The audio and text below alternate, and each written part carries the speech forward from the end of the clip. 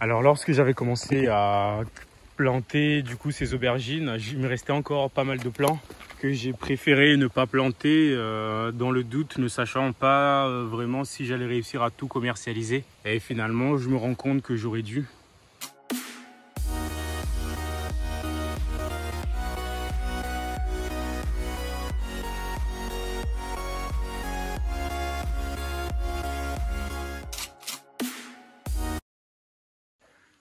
Bonjour à tous et bienvenue dans cette nouvelle vidéo dans laquelle je vais réaliser la cueillette d'aubergines pour une commande, pour plusieurs commandes exactement. Alors là, malheureusement, déjà d'emblée, je peux annoncer qu'il va y avoir des malheureux puisqu'il n'y en a pas assez là que je vais pouvoir récolter aujourd'hui. Je me rends compte tout simplement que j'aurais dû en planter beaucoup plus, mais s'agissant d'une première culture que j'ai lancée, j'avais peur d'être dépassé et d'être pas capable de gérer, donc je me suis restreint quant à la quantité de plants que je mis en terre. Et aujourd'hui, sincèrement, je préfère en avoir pas assez que d'en avoir trop. 2 ou 3 fois plus, ça aurait déjà été un peu plus intéressant pour moi d'un point de vue économique. Et surtout, j'aurais pu satisfaire tout le monde. Et je pourrais éventuellement récolter 4 ou 5 kilos là, à mon avis. Là, en tout cas, je suis très satisfait des résultats. Ça, c'est mes aubergines qui sont, franchement, qui ont carrément une bonne tête. Là, vous voyez ça, comment elles sont belles. Donc ça, je vais les cueillir là aujourd'hui. Alors, dès la récolte, je me rends compte que finalement, cette culture d'aubergine, j'aurais dû la multiplier par 3 ou par 4 dès le début, étant donné le volume de commandes là que je reçois régulièrement pour ces aubergines. Je vais sélectionner certaines aubergines là, celle-ci par exemple, qui m'a l'air pas mal du tout. Les laisser là et puis les laisser arriver à maturité, qui finissent par du coup me faire des semences pour une prochaine plantation et ensuite les utiliser pour multiplier ma culture là pour le prochain cycle, de manière à ce que d'ici quelques mois, lorsque ma culture ici elle va mourir, de manière à ce que j'ai déjà autre chose que je peux récolter. En fait, j'aimerais bien faire en sorte qu'il n'y ait pas d'interruption.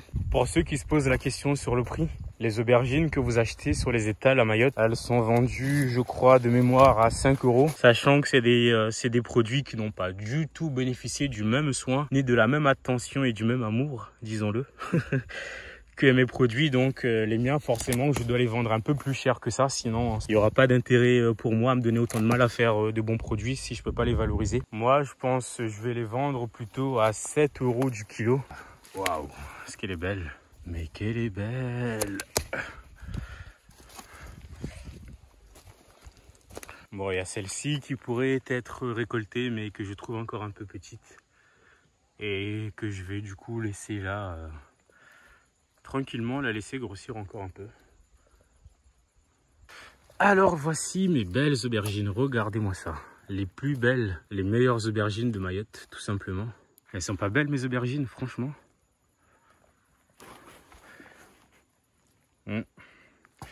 Voilà, du coup ma cueillette elle est finie. À présent, je vais pouvoir mettre en route le système d'irrigation. Là, vous voyez le tuyau là que j'ai mis dessous. C'est un tuyau qui va ramener l'eau du coup directement à mes plants. Ça me facilite carrément le travail, enfin en vrai.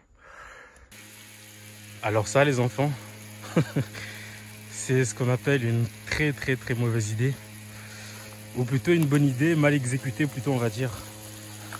Ça, c'est des pastèques que j'ai plantées ici, qui ont l'air de pousser plutôt bien et qui, pour une raison qui m'échappe, n'ont pas encore été attaquées par les escargots. Prions que ça dure. Encore que je ne suis pas un très bon prieur, mais bon. Voilà. Alors, ce qui est tout à fait étonnant,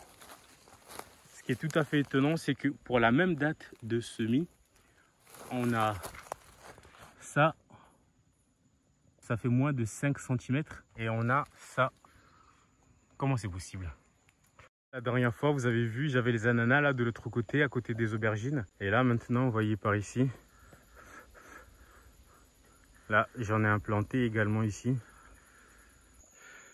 Alors là, on a presque l'impression que c'est une tempête qui est passée dans ma plantation là de patates. Et je suis revenu là, je suis repassé dessus une deuxième fois là aujourd'hui encore. Donc...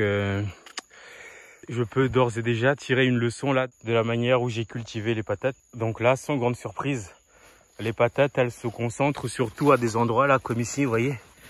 Là où il y a la très grosse racine là, qui correspond à l'endroit où j'ai mis ma bouture dans le sol en fait. Du coup là les patates elles étaient concentrées là dans un rayon de à peu près 30 cm, 30 à 50 cm autour. Il y en avait une ou deux par-ci par-là. Mais vraiment là le plus gros se concentrait là au niveau de... à ce niveau là en fait, là où il y avait la grosse racine. Donc là, tout ce que vous voyez là, en vrai, c'est que de la végétation presque inutile. Bon, pas totalement inutile puisque tout ça, je vais pouvoir le récupérer du coup et multiplier par ailleurs ma culture. Il faut que je m'y prenne de manière un peu différente.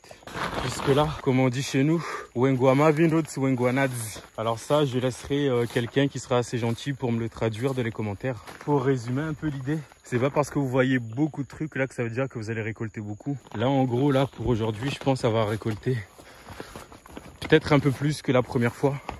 Alors là, maintenant, ma journée de travail est finie. J'ai fini de récolter mes aubergines, mais également mes patates douces. Là, j'ai fini de ramasser le reste de ce qu'il y avait.